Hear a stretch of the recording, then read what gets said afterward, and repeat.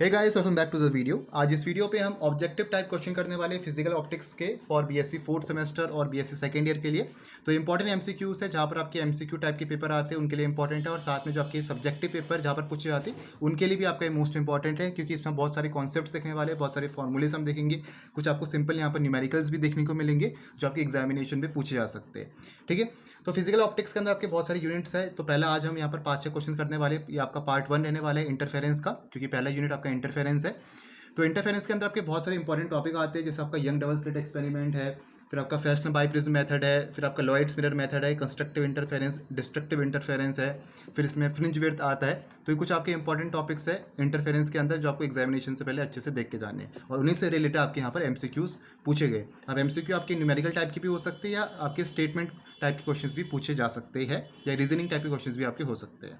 ठीक है, तो इससे पहले हमने यहाँ पर एक वीडियो बनाई थी बहुत पहले वेव ऑप्टिक्स की, जिसमें वो आपकी वैसे क्लास 12 की वीडियो है, लेकिन इंपॉर्टेंट यहाँ पर भी रह सकता है अगर आपको यहाँ पर कॉन्सेप्ट्स वगैरह रिवाइज करने हैं, क्योंकि उसमें हमने इंटरफेरेंस, डिफ्रैक्शन वगैरह, फ्रिंज विड्थ से related, constructive interference, destructive interference, सब कुछ हमने अच्छे से वहाँ पर देख रखा है। ठीक है, और जो भी आपके यहाँ पर ये फ्रेस्नेल डिफ्रैक्शन से रिलेटेड जो आपके कॉन्सेप्ट्स है वहाँ पर हमने रिवाइज कर रखा है। तो वैसे तो क्लास 12 की वीडियो है, लेकिन यहाँ पर भी आपको काम आ सकती है अपने कॉन्सेप्ट्स को रिवाइज करने के लिए, रिफ्रेश करने के लिए।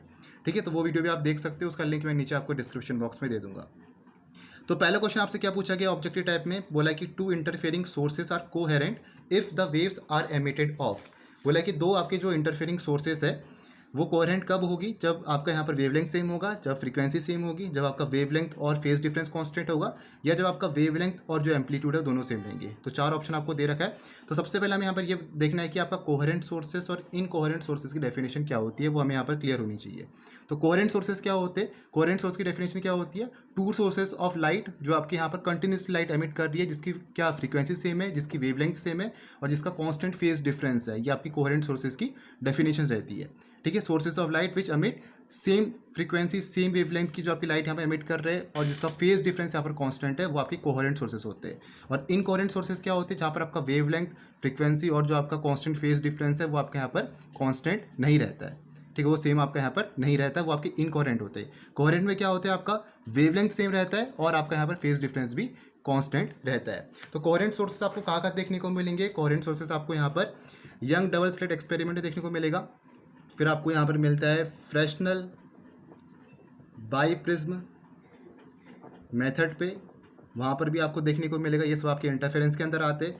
फिर आपको लॉयड्स मिरर मेथड में भी कोहेरेंट सोर्सेस देखने को मिलते हैं। ठीक है, तो कोहेरेंट सोर्सेस की डेफिनेशन क्या है, जहाँ पर आपका फ्रीक्वेंसी, लाइट की जो फ्रीक्वेंसी है, दो सोर्सेज जहाँ से आपके सोर्सेज यहाँ पर जहाँ से आपकी लाइट यहाँ पर एमिट कर रही है सोर्स से, तो उनकी जो फ्रीक्वेंसी है, उनकी जो वेवलेंथ है, और जो उनका फेज डिफरेंस है, जो आपका फाई की वैल्यू है, वो आपके यहाँ पर कांस्टेंट होनी चाहिए थ्रू आउट द जर्नी। ठीक है, तो वो आपके यहाँ पर कोहेरेंट सोर्सेस होते हैं। तो यहाँ पर करेक्ट ऑप्शन कौन सा होगा, सी रहने वाला है। Two interfering sources are coherent if the waves emitted are of same wavelength and constant phase difference. ठीक है, अगर यहाँ पर हम रिजल्टेंट इंटेंसिटी का वो रिलेशन देखें तो क्या रहता है, I equals to I1 plus I2 plus 2 under root I1 under root I2 और cos फाई, और जो यहाँ पर आपका फाई है ये आपका यहाँ पर फेस डिफरेंस होता है।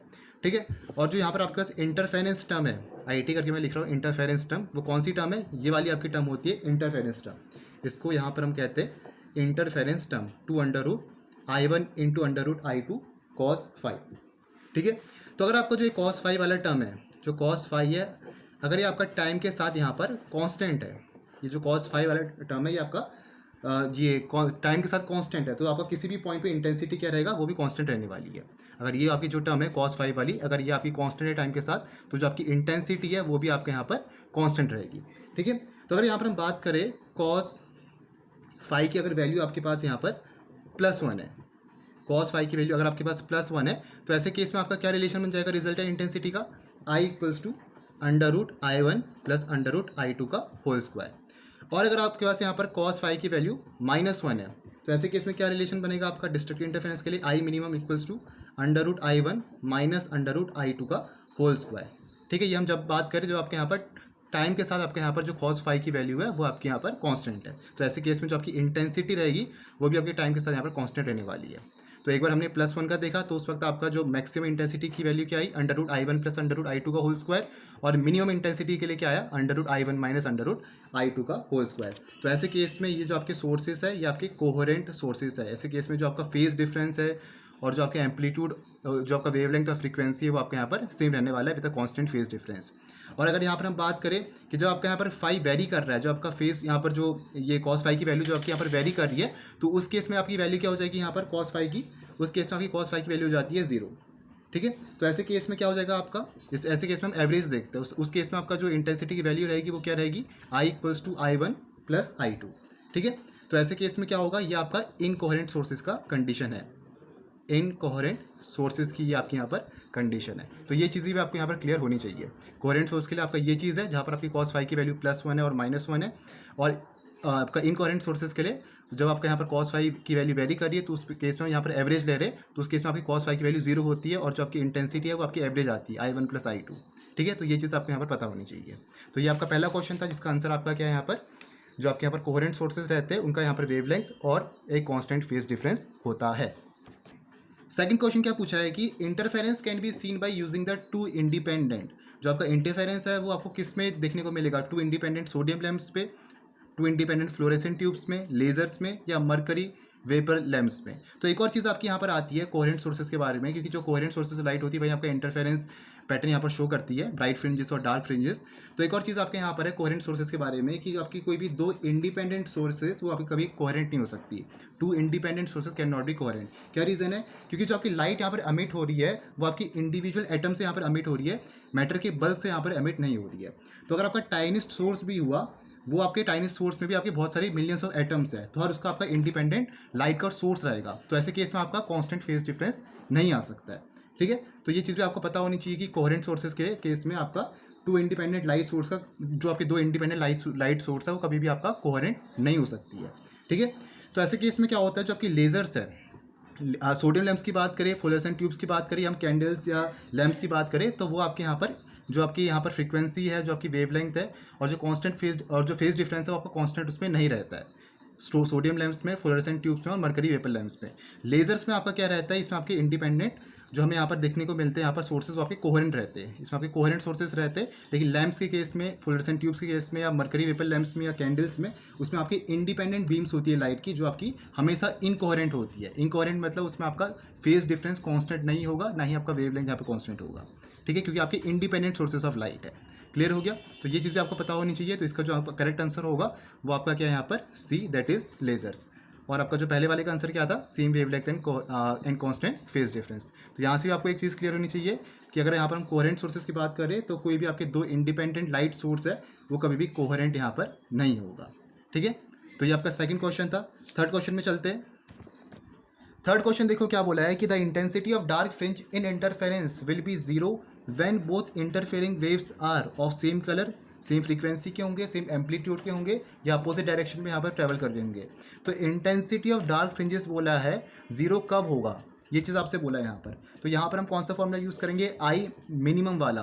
क्या फॉर्मूला रहता है, के A1 - A2 का होल स्क्वायर। तो क्या है यहाँ पर, अगर यहाँ पर हम देखें तो आपसे क्या बोला, अगर हमारा एम्पलीट्यूड सेम रहेगा, अगर आपका यहाँ पर A1 = A2 = A, मतलब अगर आपका एम्पलीट्यूड सेम है, तो ऐसे केस में आपका क्या हो जाएगा यहाँ पर K × A - A का होल स्क्वायर और 0। तो यहाँ पर आपका इंटेंसिटी क्या आ गई, डार्क फ्रिंजेस के लिए 0 आ गई। तो ये हमारी इंटेंसिटी है डार्क फ्रिंजेस के लिए। तो फॉर्मूला क्या हमने यूज़ किया, I minimum = K × A1 - A2 का होल स्क्वायर। ठीक है, तो ऐसे केस में क्या होगा answer, the intensity of dark fringe in interference will be 0 when both interfering waves are of same amplitude. जब आपका एम्पलीट्यूड सेम रहेगा तो ऐसे केस में जो आपका डार्क फ्रिंजेस की इंटेंसिटी होगी वो आपके यहाँ पर 0 रहने वाली है।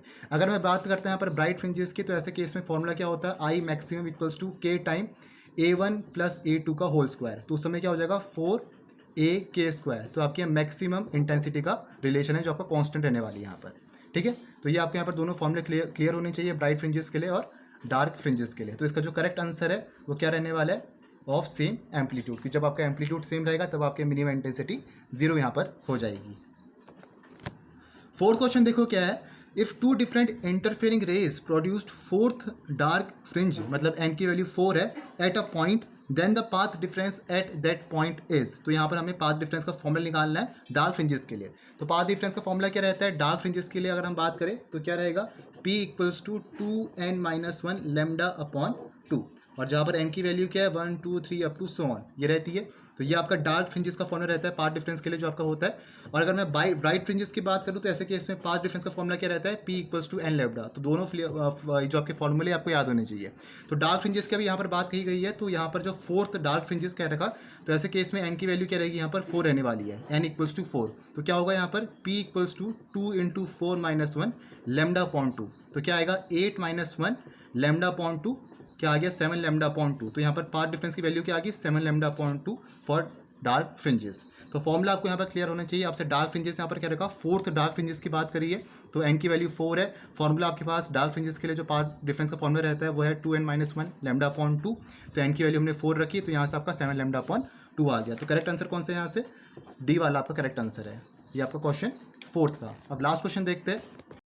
क्वेश्चन फिफ्थ देखो क्या है, बोला है कि two monochromatic light waves of amplitude a and 2a interfering at a point having a phase difference of 60 degree, मतलब आपका पाई अपॉन 3 की बात कही है। The intensity at that point will be proportional to. तो सबसे पहले तो हमें यहाँ पर पता होना चाहिए कि इंटेंसिटी आपका डायरेक्टली प्रोपोर्शनल होता है एम्पलीट्यूड के स्क्वायर के। तो यहाँ पर हमें दो एम्पलीट्यूड्स दे रखे हैं, जहाँ पर हमें a1 की वैल्यू दे रखी है a, और a2 की वैल्यू क्या दे रखी है 2a दे रखी है। a1 की वैल्यू a दे रखी है और a2 की वैल्यू हमें यहाँ पर 2a दे रखी है। तो यहाँ पर जो आपका रिजल्टेंट एम्पलीट्यूड का फॉर्मूला रहता है वो क्या रहता है, under root a1 square plus a2 square plus 2a1 a2 cos 5। ये आपका रिजल्टेंट एम्पलीट्यूड का यहाँ पर फॉर्मूला होगा। तो a1 की वैल्यू क्या है यहाँ पर a है, a2 की वैल्यू क्या है 2a, तो हो जाएगा 4a स्क्वायर, और 2a और a2 क्या है 2a, तो 2a इंटू 2a कॉस 5 क्या आपके पास 60 डिग्री है, तो कॉस 60 आपके यहाँ पर हो गया। तो क्या बन गया under root 5a square plus ये हो गया 4a स्क्वायर, और ये आपका कितना हो गया 4a स्क्वायर इंटू हाफ, मतलब 2a हो गया। ये चीज़ आपके पास होगी यहाँ पर। तो ये क्या बन जाएगा आपके पास यहाँ पर, इसको अगर हम देखें यहाँ पर हमने सही करा है, कॉस 60 हाफ है, तो a1 आपके यहाँ पर 4a स्क्वायर, अच्छा आपके यहाँ पर ये 4a स्क्वायर नहीं आएगा, बस इतना ही आपका रहेगा, ये under root 5a square plus 2a square, क्योंकि ये आपका 4a square plus a square हो जाएगा 5a स्क्वायर, और ये हो जाएगा 4a स्क्वायर, और कॉस 60 हो गया हाफ, तो ये 2a स्क्वायर हो गया। तो under root 5a square plus 2a square कितना हो गया अंडर रूट 7a स्क्वायर, और ये हो गया अंडर रूट 7a। तो एम्पलीट्यूड की वैल्यू क्या आ गई अंडर रूट 7a। हमसे पूछा गया यहाँ पर the intensity at that point will be proportional to, intensity बोला है तो इंटेंसिटी डायरेक्टली प्रोपोर्शनल है एम्पलीट्यूड के स्क्वायर के। तो a की वैल्यू क्या है अंडर रूट 7a है, तो a स्क्वायर कर दो, इसका क्या आ जाएगा 7 टाइम्स a स्क्वायर, ये हो जाएगा। तो आंसर क्या होगा इसका सी 7a स्क्वायर। हमें इंटेंसिटी निकालना था, हमें पता है इंटेंसिटी डायरेक्टली प्रोपोर्शनल है एम्पलीट्यूड के स्क्वायर के।